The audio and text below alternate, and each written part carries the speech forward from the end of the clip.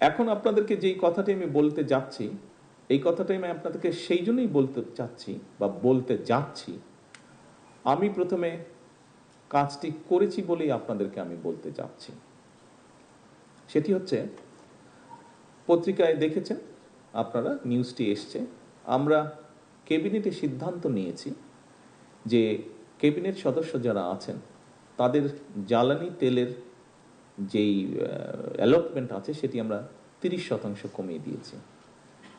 সরকারের যতটুকুই সাশ্রয় হোক, সাশ্রয় হয়, যেটুকু সাশ্রয় হবে তাতে যে অনেক বড় কিছু হয়ে যাবে তা নয়, কিন্তু এইটুক সাশ্রয়ের মাধ্যমে নবী করিম সাল্লাল্লাহু আলাইহি ওয়াসাল্লাম এর কাছে একজন মানুষ এসেছিল একটা কমপ্লেন নিয়ে যে তার ছেলে অনেক মিষ্টি খায়, সেটি কিভাবে কমানো যায়। নবী করিম সাল্লাল্লাহু আলাইহি ওয়াসাল্লাম তাকে 3 দিন পরে আসতে বলেছিলেন।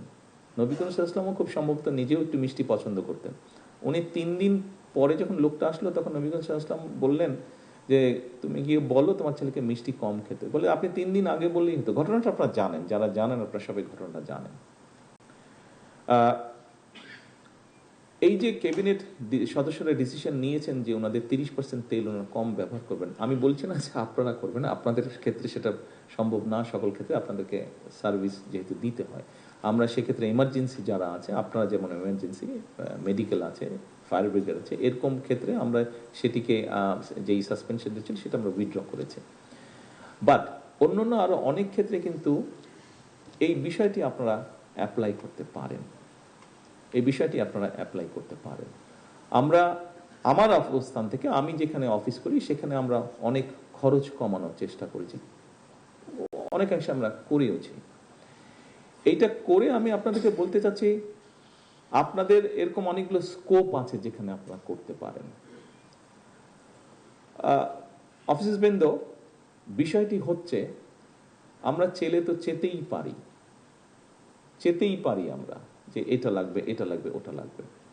তবে আমরা একটু অন্যভাবে তো চেষ্টা করলেও করতে পারি যে ঠিক আছে আমি আমার রাষ্ট্রকে কি দিতে পারি, কতটুকু দিতে পারি। অবশ্যই আপনি সার্ভিস দিচ্ছেন, আপনি জান বাজি রেখেও সার্ভিস দিচ্ছেন, এখানে উপস্থিত প্রায় প্রত্যেকটি মানুষ জান বাজি রেখেও আপনি সার্ভিস দিচ্ছেন।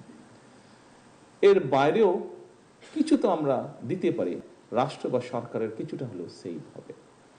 আমরা যদি এই মানসিকতা, এই জন্যই আমি আপনাদেরকে বললাম যে আমি জিনিসটা চেষ্টা করেছি আমার অবস্থান থেকে কিছুটা হলেও করতে, এবং সেইটা করার পরেই সেই সৎ সাহসটা নিয়ে আমি আপনাদেরকে বলছি আসুন আমরা এই ঘরে দাঁড়িয়ে, আমি এই পিএমওর যারা স্টাফ আছেন তাদের আমি ওঠার পরে প্রথম যখন এই অফিসে আসলাম তাদের উদ্দেশ্যে আমি একটা কথা বলেছিলাম।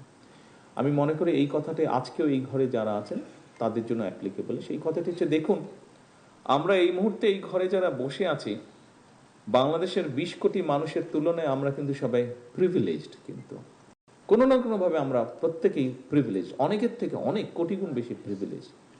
যেহেতু আমরা প্রিভিলেজড, আসুন না আমরা চেষ্টা করি, আমরা চেষ্টা করি কিছুটা হলেও যদি কম প্রিভিলেজ নেই, তাতে যদি কিছুটা আমরা প্রত্যেকে যদি একটু একটু করে ছাড় দেই, তাহলে কিন্তু অনেক বড় ছাড় হবে, অনেক বড় ছাড় হবে। কাজেই আজকে এই পুলিশ সপ্তাহ উপলক্ষে আপনারা যেরকম আপনাদের বিষয়গুলো উপস্থাপন করেছেন, সরকারের পক্ষ থেকে আমিও শুধু প্রধানমন্ত্রী হিসেবে নয়, যেহেতু আপনিও সরকারের জন্য কাজ করছেন, এই মুহূর্তে আমিও সরকারের জন্য কাজ করছি, সেজন্য আমি আপনাকে আমার একজন সহকর্মী হিসেবে কনসিডার করতে চাই। আপনার কাজ হচ্ছে জনগণের জন্য, আপনার কাজও হচ্ছে জনগণের জন্য, আপনিও কাজ করছেন রাষ্ট্রের জন্য, আমিও কাজ করছি জনগণের জন্য, আমিও কাজ করছি রাষ্ট্রের জন্য। আমাদের লক্ষ্য উদ্দেশ্য এক, একটি বেটার বাংলাদেশ তৈরি করা। কাজটা আমরা সমাপ্ত করতে পারবো না, তবে কাজটা আমরা যদি সকলে এক জায়গায় এসে দাঁড়াই, আমরা সকলে কাজটা শুরু করতে পারবো। ইনশাল্লাহ আমাদের পরবর্তী প্রজন্ম কাজটা ক্যারি আউট করতে পারবে, বয়ে নিয়ে যেতে পারবে। আসুন আজকের এই পুলিশ সপ্তাহে আমাদের প্রতিজ্ঞা হোক, প্রতিশ্রুতি হোক, শপথ হোক যে আসুন আমরা যে যার অবস্থান থেকে, আপনি আপনার সরকারি অবস্থান, আপনি আপনার ব্যক্তিগত অবস্থান, উভয় জায়গা থেকে আসুন আমরা এই কাজটি শুরু করি। আমরা কতটুকু দিতে পারি দেশকে, আমরা কতটুকু দিতে পারি রাষ্ট্রকে, আমরা কতটুকু করতে পারি জনগণের জন্য।